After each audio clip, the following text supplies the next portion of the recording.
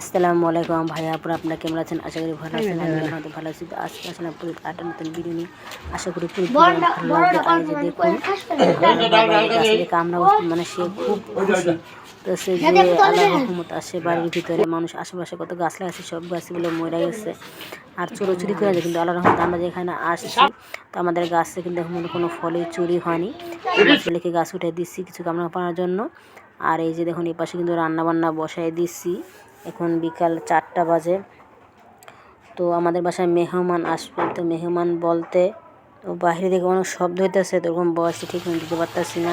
তো এখন রান্না করতে করতে কিন্তু সন্ধ্যা হয়ে গেছে। তো মেহমান আসবে। তো মেহমান বলতে হলো গিয়ে যে সেদিন যে ভিডিওটা দিয়েছিলাম, তো ভিডিওতে দেখাইছিলাম যে আমার বাসুরের মেয়ের শ্বশুরবাড়ি গিয়েছিলাম, মানে ভাস্তির শ্বশুরবাড়ি গিয়েছিলাম। তো ওরা আসবে আর আমার জালেরাও গ্রাম থেকে আসছে, তো তারা চলে যাবে। তো তারা চলে যাবে, তো সেই কারণে আজকে রান্না আমাদের এখানে দাওয়াত দিচ্ছি। তো বেশি কিছু দেই নেই, তো আমার ভাসুর মেয়ে আর মেয়ে জামা দিচ্ছি, আর আমার জালেরা তো আছে, তো ওদের দাওয়াত দিচ্ছি। তো ওদের শ্বশুরবাড়ি হয়তো আপনারা ভাববেন যে শ্বশুরবাড়ি কে কোথাও দিনে দাওয়াত দিতাম, কারণ আমি হলো 20 জন মানুষ হবে। তো আমার পক্ষে সম্ভব না। তো আল্লাহর রহমতে আপনার ভাইয়া যদি আসে, যে কোনো ভালো মতন আসে, তখন আল্লাহর রহমতে দাওয়াত দিব। তো এই পর্যন্তই। তো রান্না বান্না বসে দিচ্ছি। তো রান্নার জন্য এই যে এখনও কিন্তু বিকাল টাইম আর কি। তো কী রান্না করতেছি, গুঁড়া মাছ, শুধু রাত্রে খাওয়ার জন্য গুঁড়া মাছ, পাঙাশ মাছ ভুনা, আর হলে গিয়ে মুরগি ভুনা। তো এই দেখুন মুস্কানে খেলতেছে, একটা বাবুর পাশে দুজনে খেলতেছে। তো পাশে আমি একা রান্না করতেছি। আজকে কিন্তু বাসায় কেউ নেই, মুস্কান আর আমি।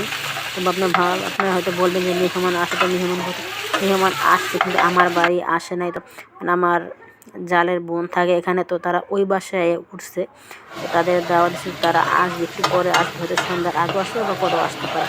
তো আমি একাই রান্না করতেছি। আর রান্না করতেছি মানে আরও আমাদের এখানে পানি নেই, খুব একটা সমস্যা। লাইনে আজকে পানি উঠে নেয়, তো রান্নাবান্না অনেক কষ্ট হয়। তো যেরকম পানি টাইনে টেনে রান্নাবান্না করতেছি। আর টানা পানি তো জানেনি, টানা যে কোনো জিনিসই কাজ করতে কিন্তু খুবই কষ্ট হইতো, অনেক কষ্ট করে কিন্তু রান্নাবান্না করতেছি। কম পানিতে মানে কাম করে অভ্যাস নাই, তো কল ছেড়ে পানি দিয়ে কাম করে অভ্যাস, তো এরকম টানা পানিতে কাম করে অভ্যাস নেই। আমার রান্না কিন্তু হয়ে গেছে প্রায়। এই পাশে গুঁড়া মাছটাও হয়ে গেছে, আর এই পাশে মুরগি ভুনাটাও হয়ে গেছে। তো মাছ ভুনাটাও হয়ে যাবে হয়তো এখন। তার আসবে আর জামাই, মেয়ে আর মেয়ে জামাই তো কালকে আসবে, তারপর দিন আসবে। তো এই দেখুন আমার মাছ ভুনাটা খুব সুন্দর হয়েছে। আমি কিন্তু পাঙাশ কোনো মাছই খাই না, কিন্তু আমাদের রান্না করতে কিন্তু খুবই ভালো লাগে। আর কালারটা দেখুন একদম শুকনো শুকনো ভুনা করছে, দেখতে কিন্তু খুবই সুন্দর, অসাধারণ। আর এই পাশে আমার সব কাম পাশে ঘর দুয়ার গুছানো শেষ। এই যে দেখুন এখন মাগরিবের নামাজ পড়বো, তো নামাজটা রান্নাবান্না শেষ, তো নামাজটা পড়ে নেব। এই যে দেখুন অন্ধকার হয়ে আসছে। আর এখন তো দিন ছোট, কাম করতে করতে সময় চলে যায়, মানে কামের সাথে পারাই যায় না।